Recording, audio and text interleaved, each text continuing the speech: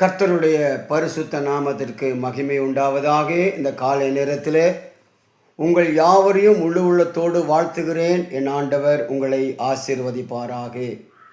மத்தேயு 6ஆம் அதிகாரம் 26வது வசனத்தை நான் வாசிக்கிறேன். முற்பகுதியும் பிற்பகுதியும்.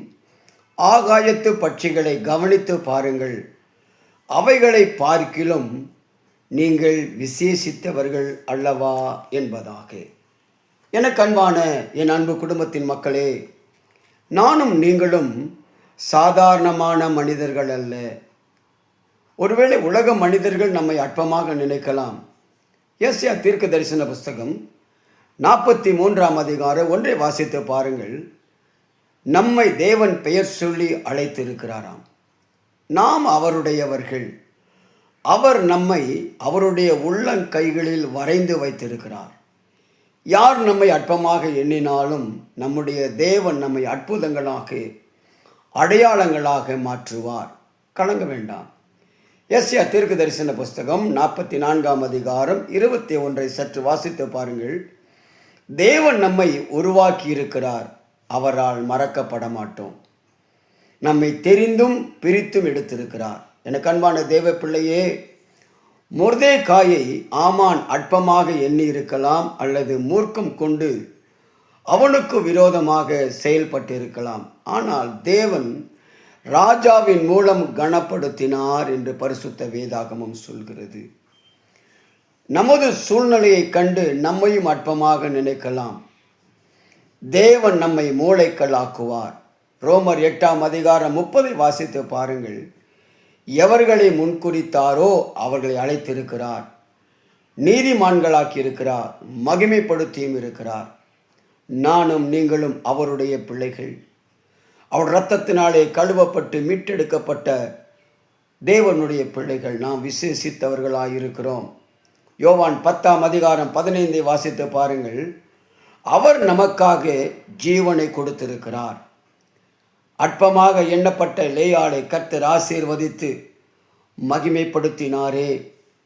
38 வருடமாய் குளத்தின் அருகே வியாதியால் கிடந்த அந்த மனிதனை அற்பமாக எண்ணின ஜனங்களுக்கு முன்பாக இயேசு கிறிஸ்து தேடி போய் சுகமாக்கி அற்புதம் செய்தாரே.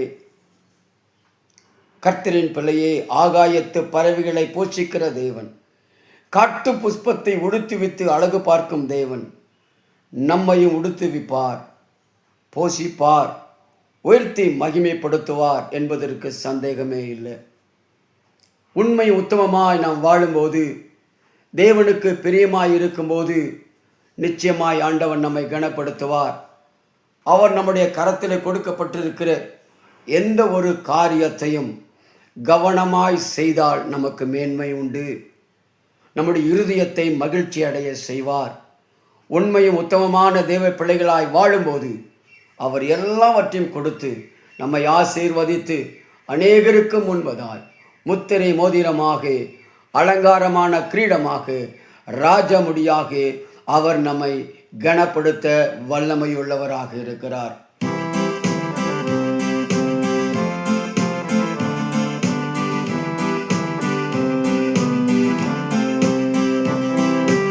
உயர்த்துவார் உன்னை கண்மாலை மேலே, வரைந்தார் உன்னை உள்ளம் கரத்தில். உயர்த்துவார் உன்னை கண்மாலை மேலே, வரைந்தார் உன்னை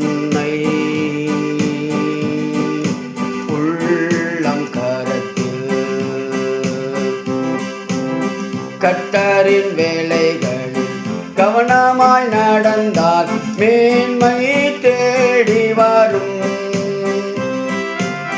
கர்த்தரின் வேலைகளில் கவனமாய் நடந்தால் மேன்மை தேடி வரும். உனது இதயம் அதிசயமடைந்து மகிழ்ச்சியாய் நிரம்பும். உனது இதயம் அதிசயமடைந்து மகிழ்ச்சியால் நிரம்பும். உயர்த்துவார் உயர்த்துவார் கண்மலையின் மேலே. வரைந்தாரே வரைந்தாரே உள்ளம் கரத்தினிலே. உயர்த்துவார் உன்னை கண்மலை மேலே. வரைந்தார் உன்னை உள்ளம் கரத்தில்.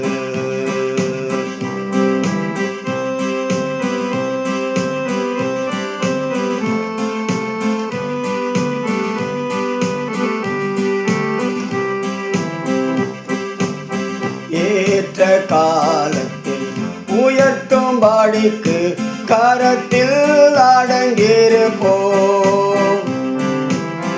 ஏற்ற காலத்தில் உயர்த்தும் பாடிக்கு கரத்தில் அடங்கியிருப்போம். நிச்சயமாகவே முடிவு உண்டு, நம்பிக்கை வீண் போகாதே. நிச்சயமாகவே முடிவு உண்டு, உன் நம்பிக்கை வீண் போகாதே. உயர்த்துவார் உயர்த்துவார் கண்மலையின் மேலே. வரைந்தாரே வரைந்தாரே உள்ளம் கரத்தினிலே.